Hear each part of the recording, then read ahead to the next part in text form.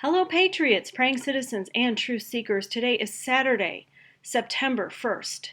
Thank you so much for being with me. I want to welcome anyone who's new to my channel, and I've got a new format I'm going to be trying out tonight to see if I can get things to you faster and in a more concise manner. And also, I have trouble if I open too many tabs on my computer. My computer doesn't handle it well. So I want to, and because there are so many Q posts today, just a ton of them. So let me know what you think about the new format. I will be going into that about halfway through, and there are quite a few Q posts. So get yourself comfortable and let's dig in. First of all, I pulled this out of the middle of the Q posts. It's a picture of the old administration, the cabal, several members of it here. And we've got this Jeff Sessions peeking over the shoulder of, I can't think of his name, from Utah, and the word soon at the top. So Q says it's going to happen soon. So I'm looking at Q post 2026 through 20, I think actually 55. It went up while I was developing this slide. So anyway, here we go. Let's dig in, starting with 2026. Q says, Utah, what are the odds of that? Q.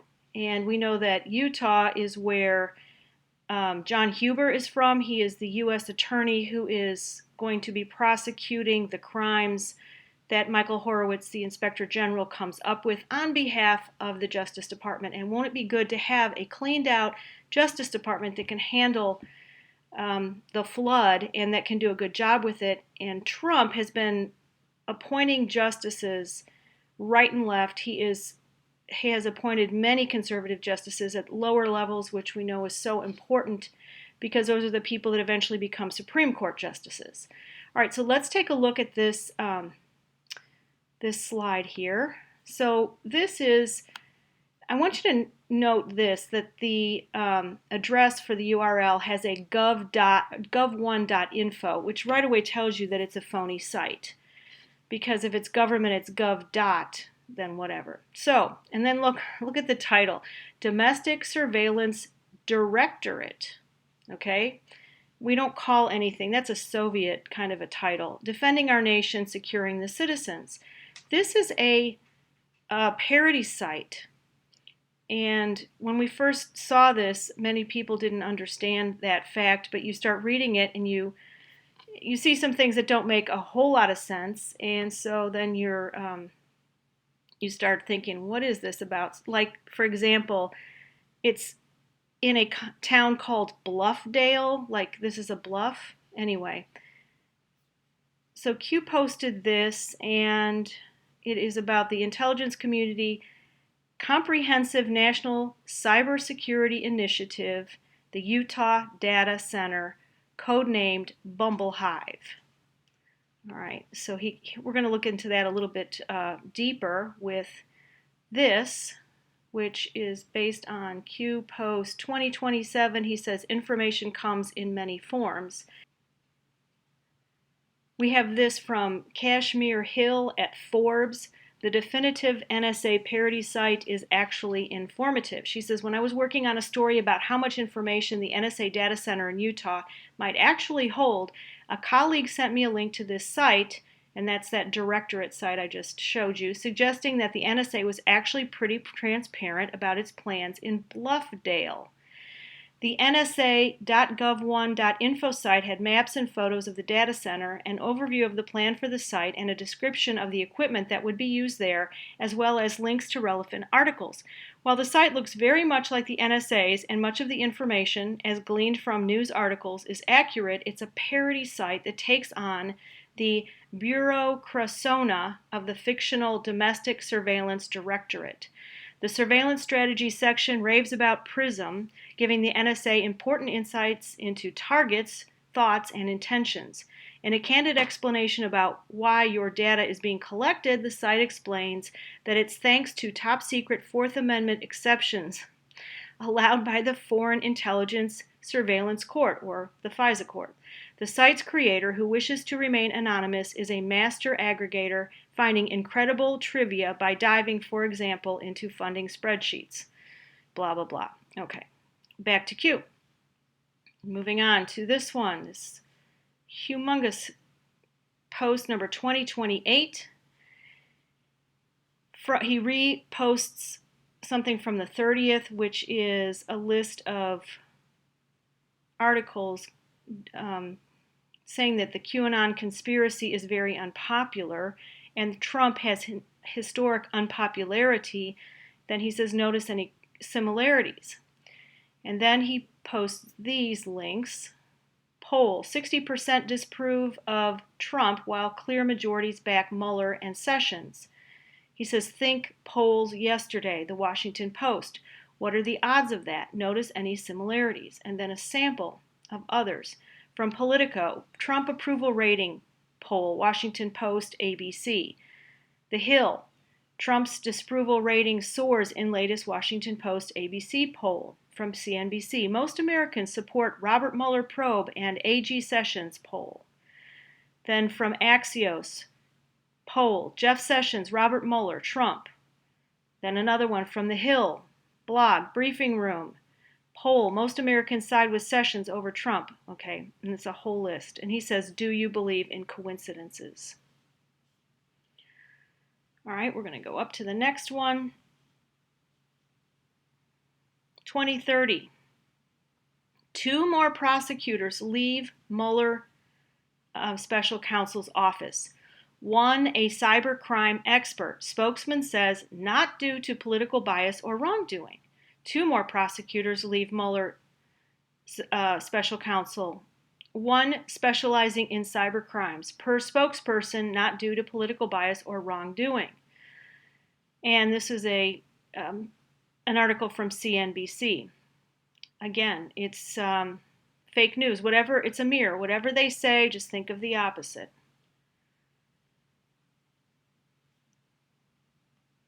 (2032) Media, JPEG. Endorsements by daily newspapers. Clinton, and look at all this list. Got to be 3 dozen newspapers here, and it's just a short list. And then Trump, nothing. Do you believe actual polls were conducted? Pre-election polls, HRC favored 90 to 98%. Reconcile against results. Why is there an emphasis put on polls? Define human nature. The general psychological characteristics, feelings, and behavioral traits of mankind regarded as shared by all humans. Point 1.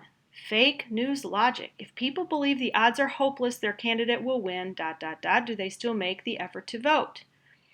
Apparently they believe that people will stay home. Point 2. If people believe the odds are overwhelming, their candidate will win, ... do they still make the effort to vote?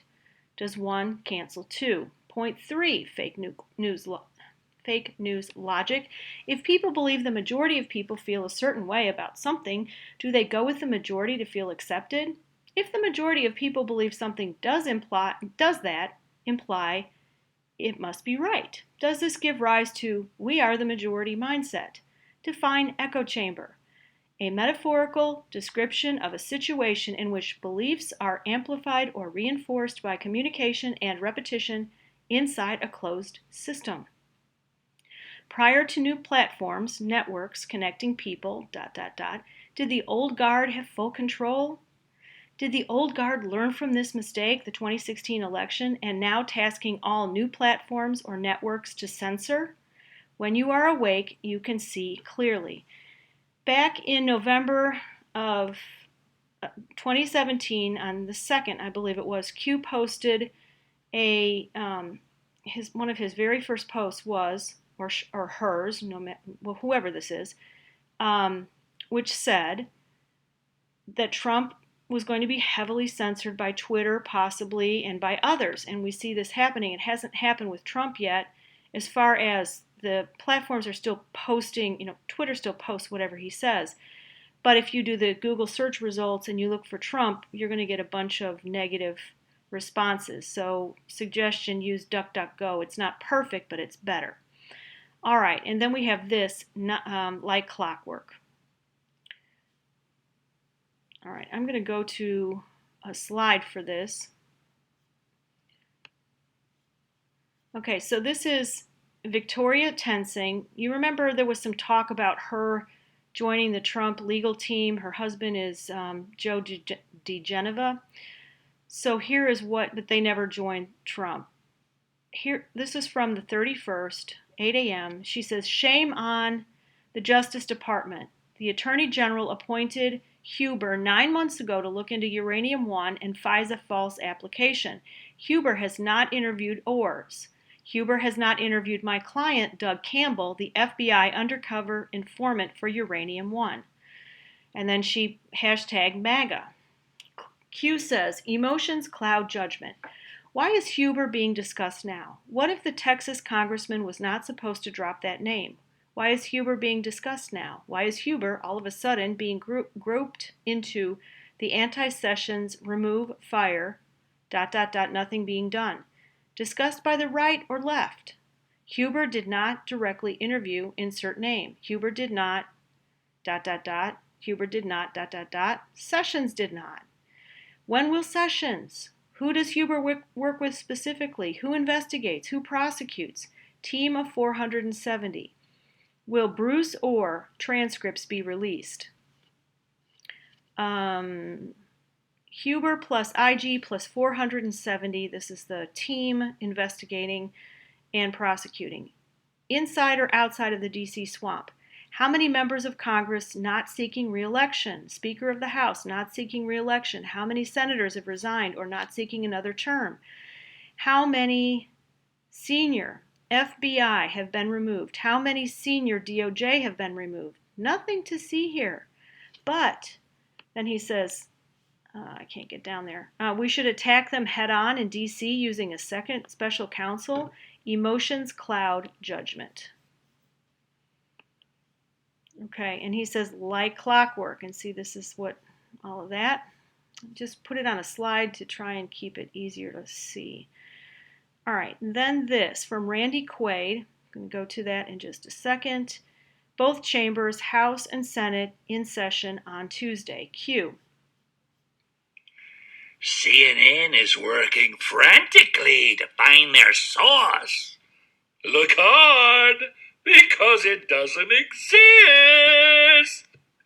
Whatever was left of CNN's credibility is now gone.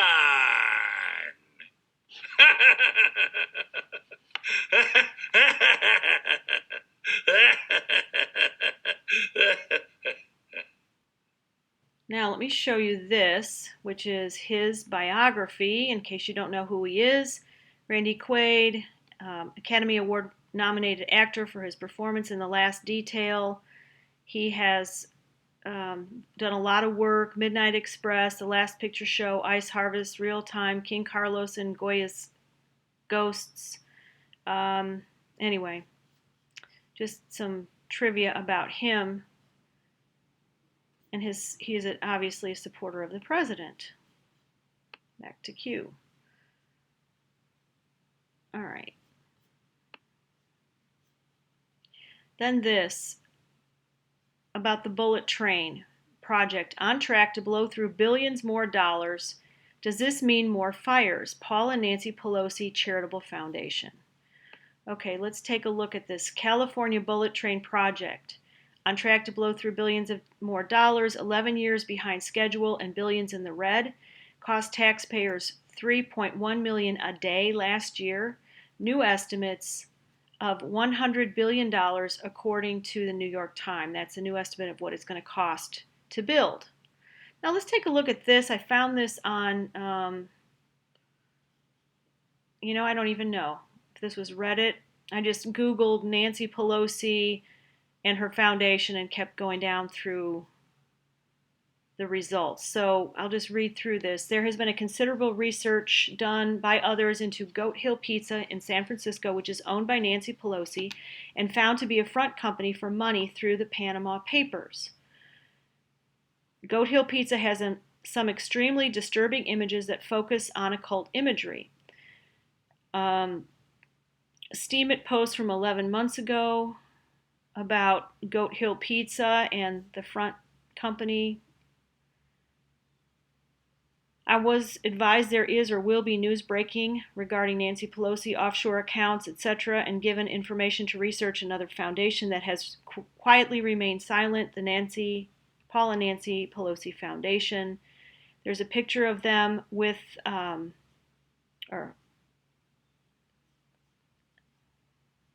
picture was released today of Nancy Pelosi and Paul Pelosi at James Alefantis' ex-boyfriend and Media Matters Correct the Record owner David Brock. In the picture, it appears to show one of the identified Pakistan ISI Awan aspiring members.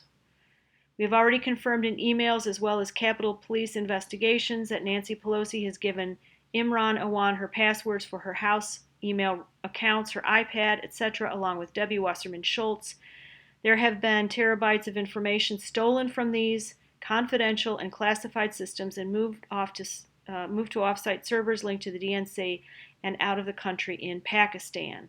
So Goat Hill Pizza and her foundation, they all hide the stuff through their foundations. 2036, what about the budget? And this is all about California. There's a bunch to read through. Let me go ahead and read what Q says, and then we'll get to those. Why would California elected officials knowingly collapse the budget? Who elects California officials? Obviously not the people. Money to be made. Example, and then this is a healthcare post. Big Pharma donates how much to California and New York elected officials? Compare versus other states. Why are California and New York vital areas of control? Think ports, think legal prosecution. Q. So this is the first one. It can be done. Gavin Newsom, who's running for governor in California, touts plan to give universal health care to illegal immigrants. He says he's proud of being San Francisco mayor from 2004 to 2011, where he implemented universal health care. He says it was done in a cost-effective way. This is his quote, "It was fully implemented regardless of pre-existing conditions, ability to pay, and regardless of your immigration status. We proved it could be done without bankrupting the city. I'd like to see that extended to the rest of the state."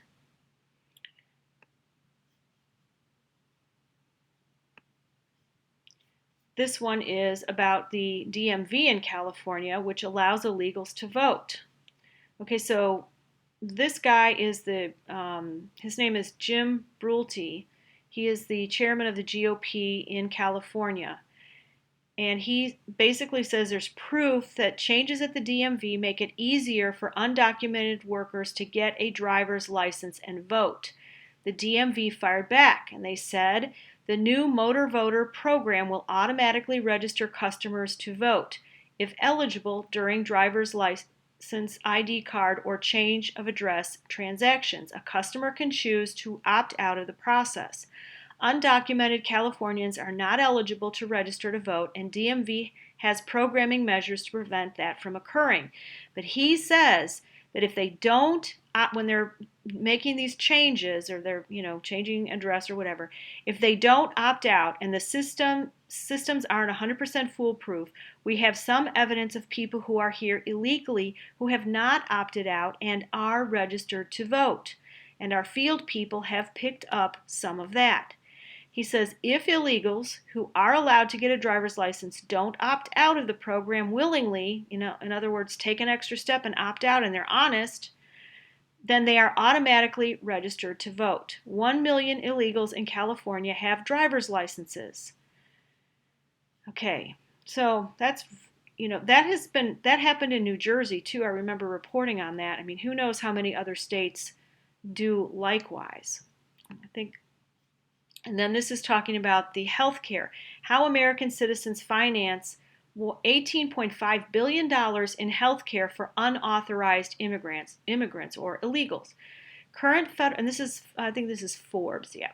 Current federal policy is to prohibit federal tax funding of health care illegals through either Medicaid or Obamacare. 3.5 million uninsured immigrants who are authorized will likely receive about $4.6 billion in health services paid for by federal taxes. $2.8 billion in health services financed by state and local taxpayers, $3 billion bankrolled through cost shifting, in other words, higher payments by insured patients to cover hospital uncompensated care losses. So the people who have insurance are paying for those people who are in the hospital and they don't have insurance, and $3 billion of that is for illegals. You've got $1.5 billion in physician charity care. You have almost $1 billion in implicit federal subsidies and $5.7 billion in tax expenditures from the employer tax exclusion. All told, illegals get $18.5 billion a year. $11.2 billion of it is from our tax dollars. California, one step closer to expanding Medicaid for illegal immigrants. California State Assembly passed a measure that would expand a current program providing Medi-Cal coverage for illegals under the age of 19, expands that program to cover undocumented young adults up to age 26. The program is governed and funded by federal Medicaid program provisions, which prohibits payment to a state for medical assistance furnished to an alien who is not lawfully admitted for permanent residence or otherwise permanently residing in the U.S. under color of law. The bill is expected to be considered in the California State Senate. I think this is from June 4th. This bill would extend eligibility for full-scope Medi-Cal benefits to individuals who are under 26 and who are otherwise eligible for those benefits, except their immigration status. It's good to have it all out in the open, so we can all have that as part of our arsenal to talk to people who think that it's okay to just let these people come in.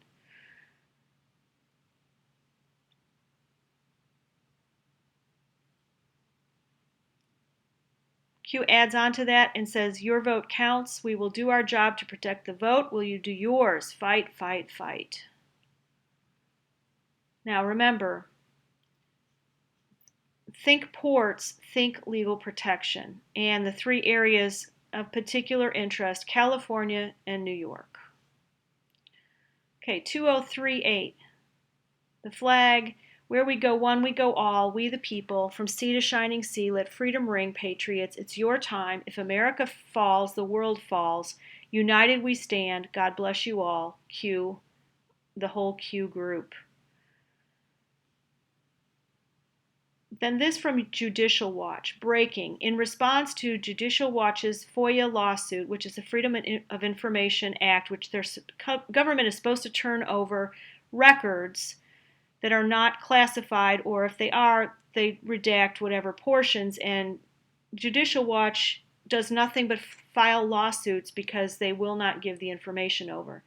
The Department of Justice admitted that the Foreign Intelligence Surveillance Court, or FISC, held no hearings on the FISA spy applications targeting Carter Page, the former Trump campaign advisor, who was the subject of 4 FISA warrants.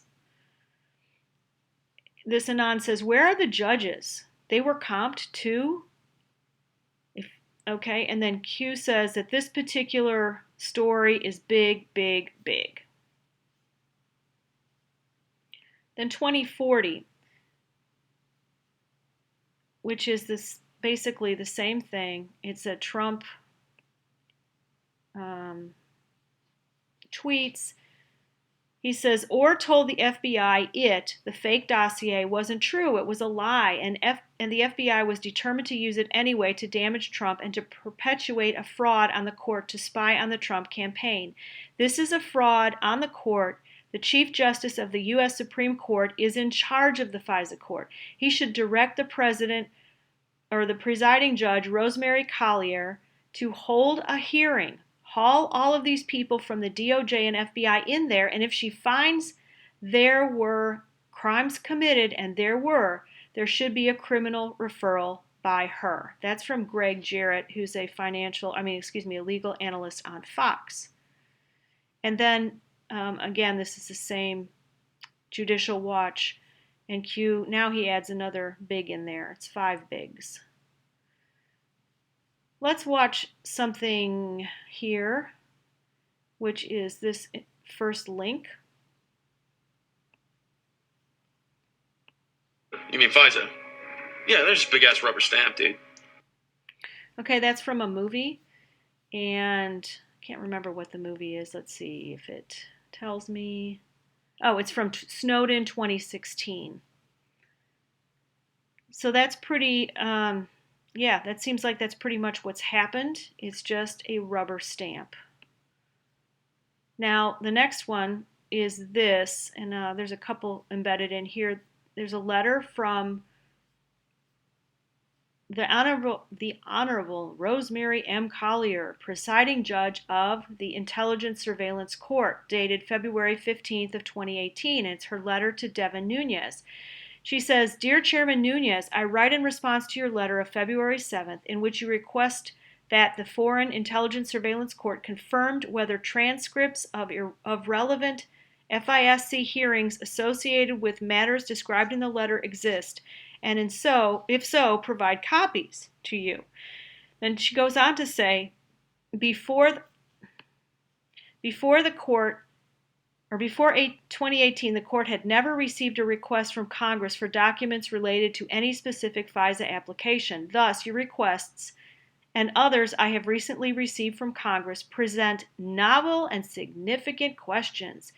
The considerations involve not only prerogatives of the legislative branch, but also interests of the executive branch, including its responsibility for national security and its need to maintain the integrity of investigations.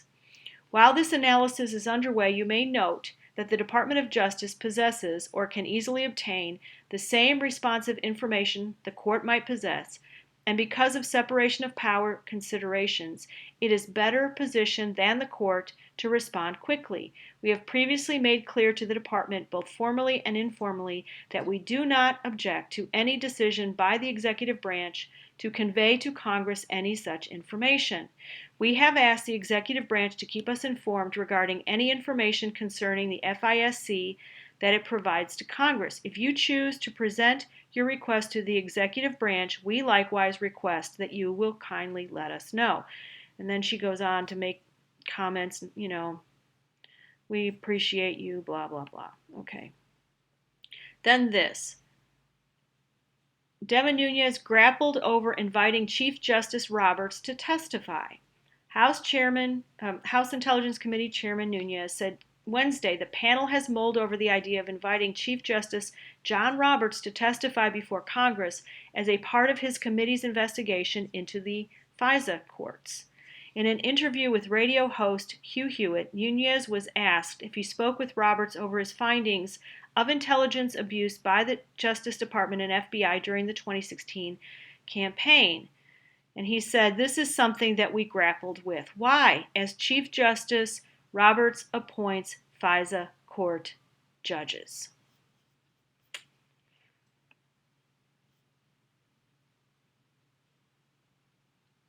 Then this giant post, special approval, and then here's a code. The setup, example 1, and then this from the Hill. Let's go to that. Homeland Security confirms special entry for Russian lawyer. Remember this Natalia Veselnitskaya? She's a Russian lawyer. She was granted special entry to the U.S. on multiple occasions in 2015 and 2016. Why? Because the Obama Department of Justice requested it as a significant public benefit parole request on behalf of her client. She won a non-immigrant work visa around the same time she met President Trump's eldest son in New York last summer. And this is the meeting that Lanny Davis lied about and said that Trump knew about it ahead of time, and CNN reported on it as well as other outlets. And then Lanny Davis came back later and said, I didn't really do that. He didn't really do that. Trump really didn't know ahead of time. And CNN is standing by their initial story, even though their source has said he was lying. So here is the example. Loretta Lynch, paper trail, special entry. So she signed off on Natalia Veselnitskaya's permission to be here. and then she has some sort of contact with Manafort. FISA warrant issued and approved, Manafort to Mueller to Manafort. FISA warrant issued and approved, Papadopoulos to Mueller to Papadopoulos. So these are all the warrants to spy on these people. FISA warrant issued and approved, Page, Mueller, Page. Probably based on Natalia's entrance into the U.S. and this, of course, it was based on this baloney meeting that was, when they got in there, they were supposed to have dirt on Hillary. She was supposed to provide this, according to the guy who set it up, who was some music industry executive. It's really strange. So they get there, Donald Jr. gets there, and he meets with this woman for 15 minutes, and she talks about Russian adoptions. He's like, this meeting is over, which it was never illegal for him to meet with her in the first place, or even unethical. All right. So we have these warrants issued and approved on Manafort, Papadopoulos, Page, and then Michael Flynn. And it says, and he says, Q says in all caps, you must target, remove, and silence all those illegally targeted for FISA surveillance and UK assist. UK assist plus FISA surveillance included all upstream collection plus tangent contacts, umbrella surveillance, foreign target designators, create leapfrog hops to isolated real targets, non-foreign comms, or non-F comms, and then Section 702. And then here is the Section 702 NSA Statement in 2017. Since 2008, the National Security Agency and other members of the U.S. intelligence community have relied on Section 702 of the Foreign Intelligence Surveillance Act, the FISA Act, to conduct surveillance on specific foreign targets located outside the U.S. to acquire critical intelligence on issues ranging from international terrorism to cybersecurity. After a comprehensive review of mission needs, current technological constraints, U.S. person privacy interests, and certain difficulties in implementation, NSA has decided to stop some of its activities covered or conducted under Section 702. And then this is further down. It says, while the FISC was considering the government's annual application to renew the Section 702 certifications, NSA reported several earlier inadvertent compliance incidents related to queries involving U.S. person information in 702 upstream internet collection. Although the incidents were not willful, NSA was required to and did report them to both Congress and the FISA court. The court issued 2 extensions of the government's renewal application in order to receive additional information from the government about this issue and the government's plan to resolve it. The previous year's certifications remained in effect during these extension periods. And I think there's more. The NSA will no longer include any upstream internet communications that are solely about a foreign intelligence target. They will be limited to only those communications that are directly to or from, a foreign intelligence target. It reduces the likelihood that the NSA will acquire communications of U.S. persons or others who are not in direct contact with one of the agency's foreign intelligence targets. In addition, as part of this curtailment, NSA will delete the vast majority of previously acquired upstream internet communications as soon as practicable. NSA is unable to completely eliminate about communications from its upstream 702 collection without also excluding some of the relevant communications directly to or from its foreign intelligence targets. The FISA court recently issued an opinion and order approving the renewal certifications and use of procedures which authorize this narrowed form of Section 702 upstream internet collection. Okay, so the FISA is supposed to they're only supposed to surveil foreigners. If an American is having a conversation with a foreigner and they're caught up in the surveillance and it's recorded. Their name is supposed to be kept secret. And only certain people within the administration that have to be high level are supposed to unmask the names of the Americans. We know that Samantha Power, whose job was a UN ambassador, and she did some of the unmasking as well as other people, and it's very questionable. They should never have done it, and of course they only did it because they were trying to trap Trump. So let's look back at this from Q. Okay, you must target, remove, and silence all those illegally targeted for FISA surveillance and UK assist.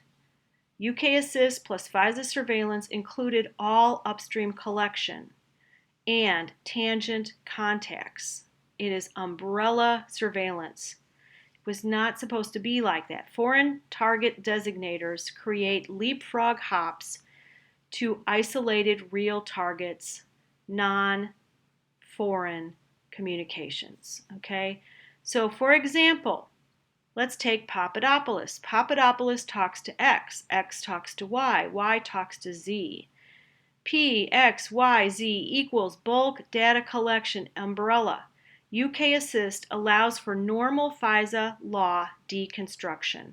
Deconstruct includes D2 underscore spy insert. Deconstruct includes non-FISA warrant special operations. Warrant special ops classified public Q. Okay, I'm not exactly sure what all that means, so some of you smarties that know, please put it in the comments, and I will love your comment, and I think it goes to the top. Okay, now, number 2043. They want the keys to the kingdom. This is scary. Coming with the upcoming voting for the midterm elections, and I don't mean scary in a go hide way, but it's like, these people look so wonderful, but they want the keys to the kingdom. And Q has sent us looking at some of them. So, but let's start with this. Here's this Postal Service article admits that this ex-CIA officer's personnel file was released in human error. What does that mean? Well, this lady is Abigail Spanberger, a former CIA officer challenging Representative Dave Bratt of Virginia. Okay, and the USPS Postal Service inappropriately released sensitive personal information about her. Well, let's just jump down to the bottom and look at what it was. They called it a human error. She says that they did it on purpose because she's running against a Republican, and Spanberger was trying to distract from the fact that the documents show she once taught English at Islamic Saudi Academy, a North Virginia school that critics have dubbed Terror High because some students later joined Al-Qaeda.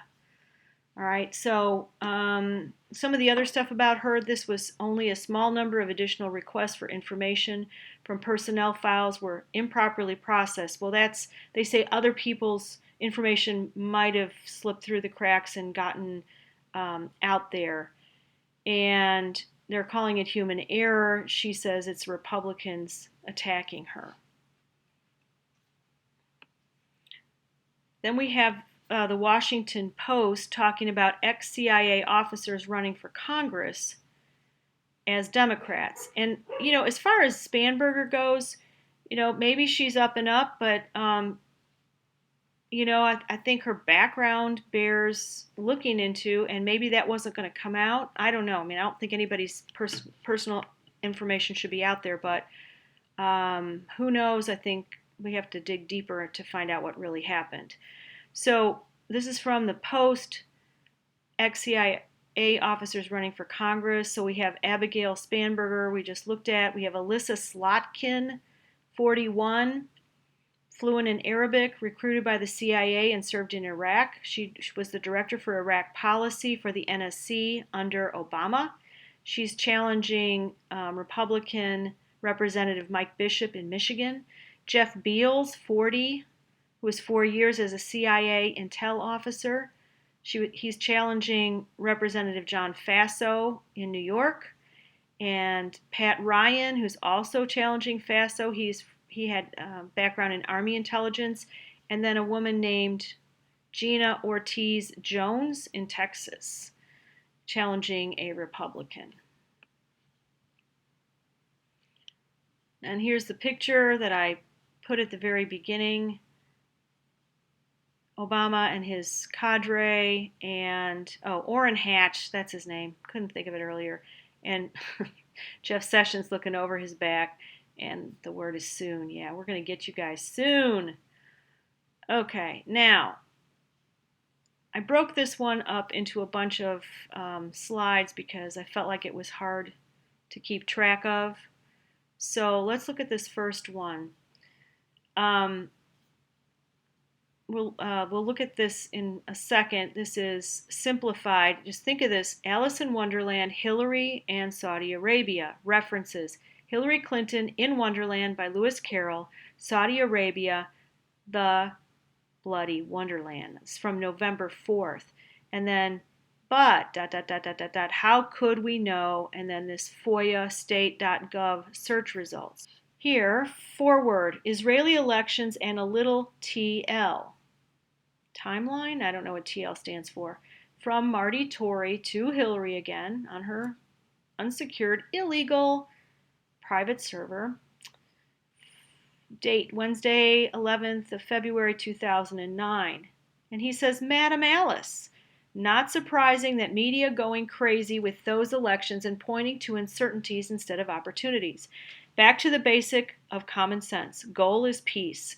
Whichever competing or aspiring leader over there forgets that will lose the support of the people, especially with a 2-year election cycle.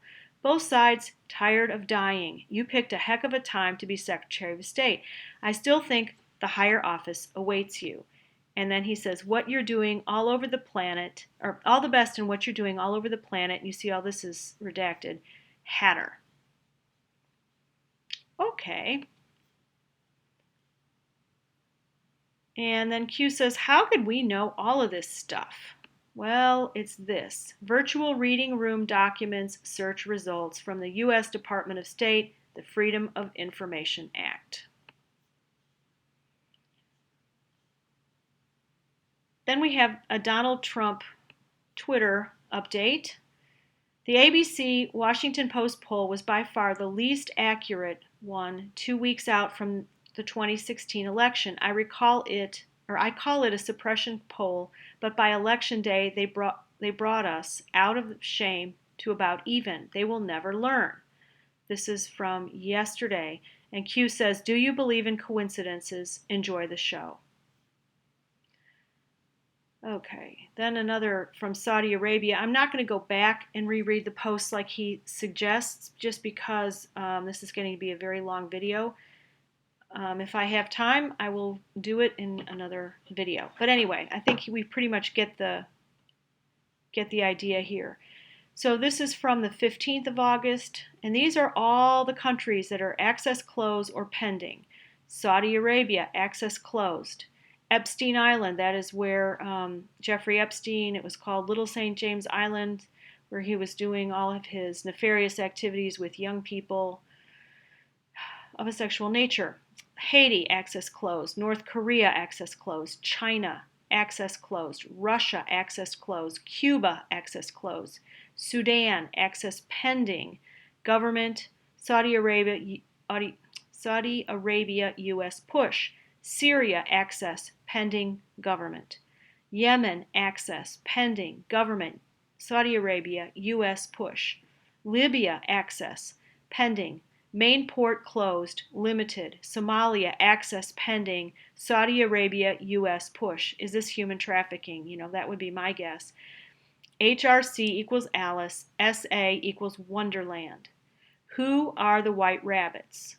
Reread drops regarding Saudi Arabia. We know that what happened with Saudi Arabia was there was a coup, and the king stayed in power, but the prince who was supposed to take over, which was dopey Prince Al-Walid, he got moved out of place. He lost a bunch of money, and there's a young man, like 32 years old, who I can't think of his name right now, but he's taking over, and we see some changes already. They're allowing women to drive, and who knows, what else is in the works. So have faith for God and country.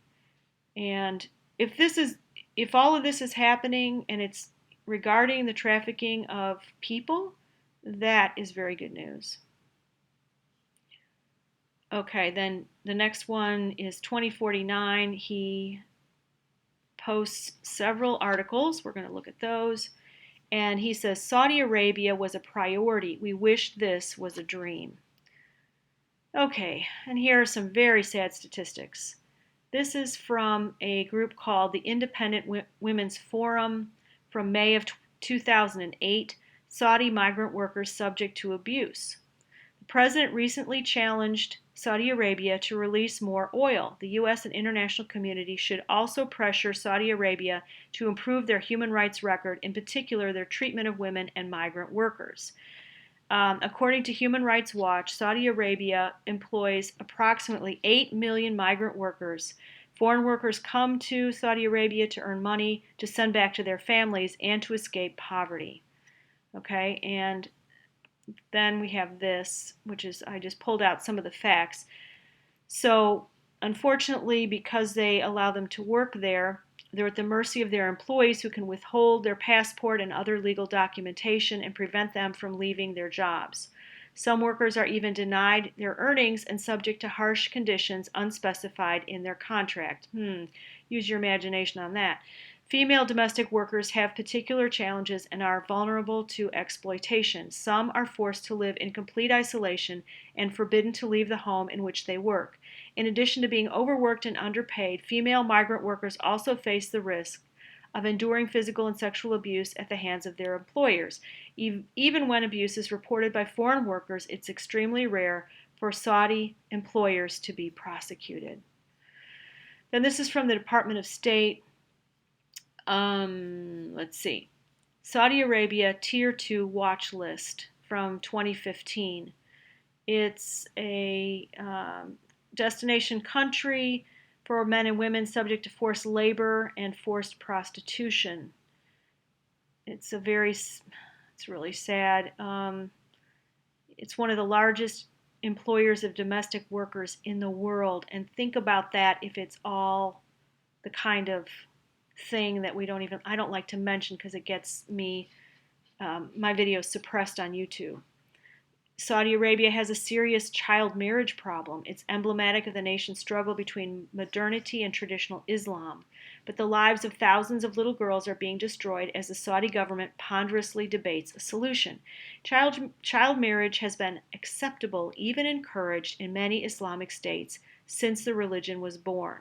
Okay, the Prophet Muhammad's chosen dozen wives, one of them was Aisha, who was about 6 or 7 years old when they were married. But in Saudi Arabia, the practice slammed headlong into modern values last spring when a Saudi court refused to nullify the marriage of an 8-year-old girl to a man in his late 50s. That just makes you want to throw up. All right. So Q says, Saudi Arabia was a priority and we wish this was a dream. Oh, let's hope that it's a nightmare we wake up from very soon. All right, now some of you who have been watching my videos know that I've already pointed out this guy. His name is Alex. Is it Alex? I got to look it up again. It's either Alex or Brian Podesta. I got the name wrong once and it stuck in my brain. These are bunnies. And they are bunnies that are tied up and they are blindfolded. And this is the artist himself, who's somehow related to John and Tony Podesta. He puts himself in all of his artwork, if you can call that artwork. And then look at this one. Come on. I showed this to my husband who doesn't like to look at this stuff. And I said, what does this look like to you? And he just got, just a horrible look on his face and handed it back to me. There's no way that this is innocent. How can people even buy this guy's artwork. And I mean, he is in all kinds of shows. He's got his artwork displayed all over the place. I mean, he should be arrested. Past drops, important to frame context. These people need to all be eliminated, and I agree with that. And some of you think that I think they should go free because I'm a forgiving Christian. No, that's not what I said. They need to be prosecuted. I'm just saying that our system has to get cleaned up so that it happens. They're prosecuted, they're executed. Whatever happens to them because our laws are working and our justice system is working the way it's supposed to. Because if that doesn't work, people resort to pitchforks and they take law into their own hands, and it's anarchy. And that's what I'm against. I want you to take a look at this picture. It is Gloria Vanderbilt with Anderson Cooper and his older brother. I mentioned this and showed you this in an earlier broadcast because the same image of Alex Podesta is right here. The bunny hat, the same beard, and this is a sacrifice. It's a demonic image. This person is, in the coffin or whatever. You have the moon and the sun and all of their symbolism here. So obviously they're all connected to the same ugly, satanic imagery, and their symbolism, like Hugh said, will get them in trouble. I couldn't put this one in a slide because it's too big, so I'm sorry. I will read this to you, and I can't make it any bigger. My computer won't let me. So this is from November 2nd, and what's being done here is the times that Alice in Wonderland has been caught or has been put down by Q, and this person caught all those instances and pulled them together. So the first mentioning of Alice in Wonderland was it was a signature, and it was on November 2nd. Then it happened, first mention of Saudi Arabia in relation to Alice in Wonderland was again on November 2nd.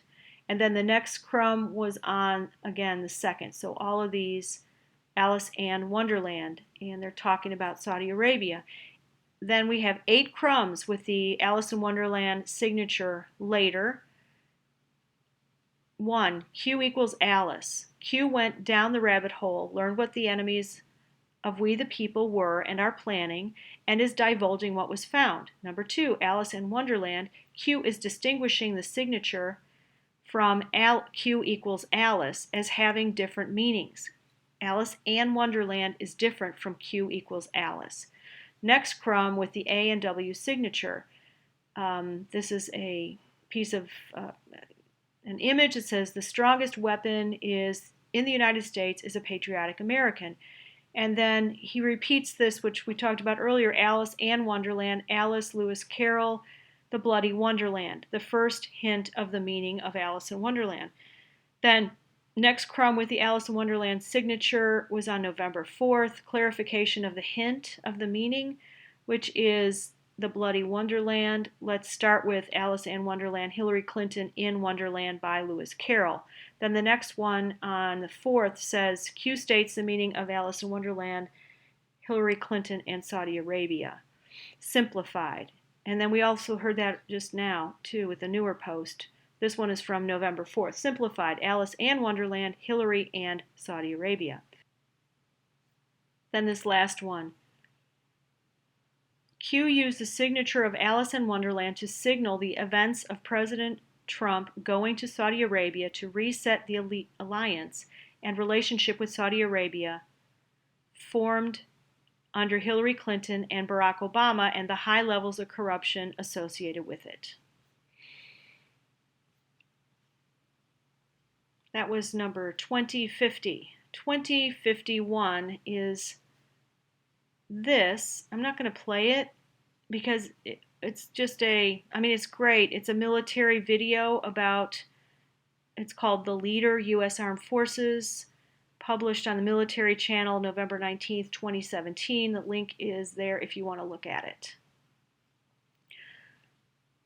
All right, then this is again, Q posts the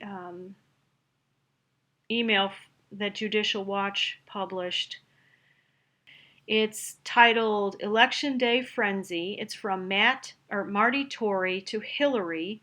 This is on her unsecured server. Election Day Frenzy. A. Holy Hatter Hat. My local polling station was packed at 6 a.m. Glad you're not involved in this one. So this is 2010, by the way. Yikes. But William Jefferson Clinton certainly made the rounds, including here in Saratoga County for Scott Murphy. Yet gut tells me Murphy has a problem due to Pelosi ties. Safe travels, Marty, or MH. Marty Tory calling himself the Mad Hatter. The second part of this is Marty speaking to Hillary again, and he says, H, been invited to meet Perez.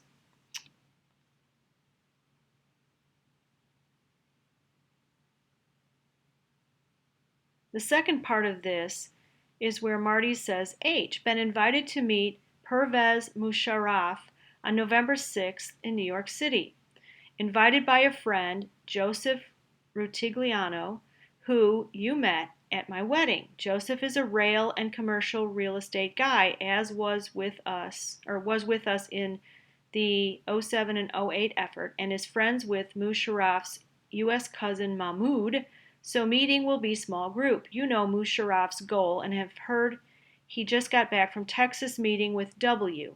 Anyway, Joseph asked me to join him as his interests are purely business, he and others trying to buy the Roosevelt Hotel in New York City for $200 million, currently owned by Pakistani Airline. Joseph is a good friend who doesn't speak Washington, so I'm considering it, but wouldn't do so without mentioning because not too comfortable with a former PAC leader, but probably good to get the scoop. Yes, no, best? M. Marty. Then she responds, sounds like an intriguing opportunity. Let me know how it goes.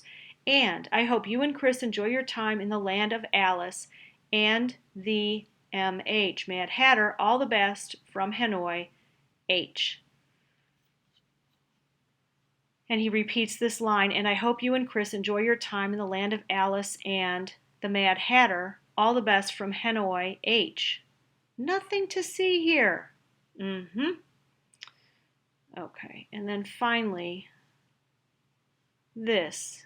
It's a bit of a long post, and it's 2053 from the president, and let's see if I can see when it was posted.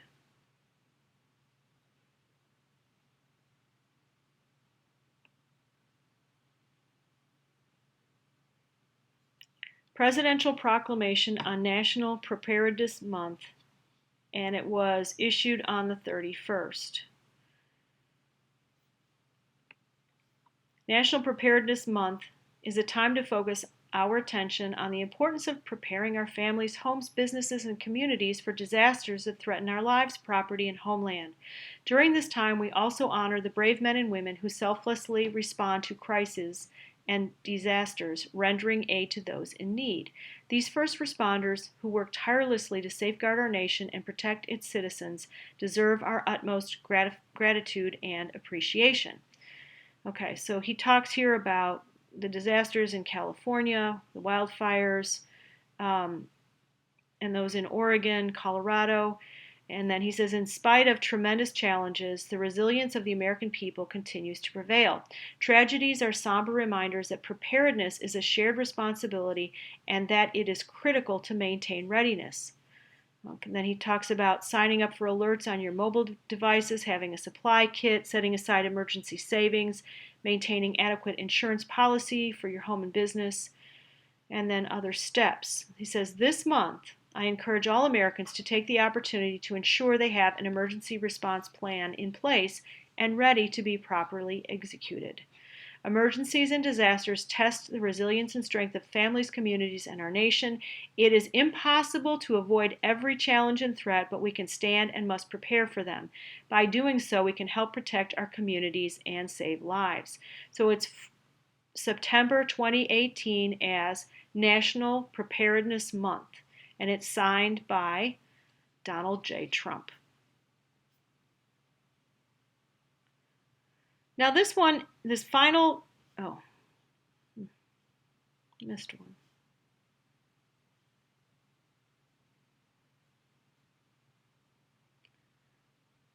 This next one is a Twitter post by the CIA, so let's take a look at that. Post number 2054, and it's under the title of Myths and Facts. CIA, our operations officers recruit well-placed human agents with access to secrets. These recruited spies are agents. Agents and spies are invaluable. They provide critical information about their country to help America. Myth, all CIA officers recruit and handle agents. Fact, only some officers recruit and handle agents, which is the job of an operations officer. The number of employees at CIA is classified, but the variety of careers here is similar to major corporations. Then we have this. CIA officers work as scientists, support staff, engineers, economists, linguists, mathematicians, secretaries, accountants, investors, cartographers, architects, psychologists, police officers, editors, graphic designers, auto mechanics, historians, museum curators, and more. And then this is the final Q post, 2055, at least up to now. I think I'm going to end it with this because I'll start a new one for the next post. So he says, it must be hard to communicate. Now he's talking to someone, not us. Every moment together is a moment you should not waste. Former presidents are still able to arrange skiffs. Does the American taxpayer foot the bill for the 12 hotel rooms in close proximity to the central skiff? SS, or Secret Service details ordered at max perimeter depth. Nice color choice. It's a shame the windows had to be blocked out to eliminate that view. So here is what, let me see if I can get this. So it's sensitive. A skiff is a sensitive, compartmented information facility in the U.S. military, national security, national defense, and intelligence parlance. It's an enclosed area within a building that is used to process sensitive, compartmented information, types of classified information. And that is a mouthful. Okay, Q, that was your last post. And here's the interesting part. Former presidents are still able to arrange a skiff. I wonder who's doing that. I'm guessing it might be Barack Obama, but I'm not sure. Maybe it's Bill Clinton. Maybe it's George W. I don't know. Anyway, thank you all for being with me. For those who want to remain and pray, let's do it. Father, we just want to ask for you to bring it soon. I'm going to put this slide back up. Father, please, we're asking, we've been patient. We've been crying out for justice for a very long time, and you promise that you will bring it. So, Father, we trust you. We put our hope and our faith in your word. We trust the Lord Jesus to forgive us, and we trust you to bring justice. And again, for any of those that are on the line, Father, we just ask you to talk to them about repenting, whoever it is, the lowest guy to the highest woman, that they would repent, Father, and turn from their wicked ways and be healed and delivered. Father, I pray for all the people who watch my videos. This last one where I talked about forgiveness brought out the hate. And we know, Father, that the enemy wants people to get into a place where they're so mad that they just turn to hate. And that is called the gall of bitterness, and sometimes it makes you sick.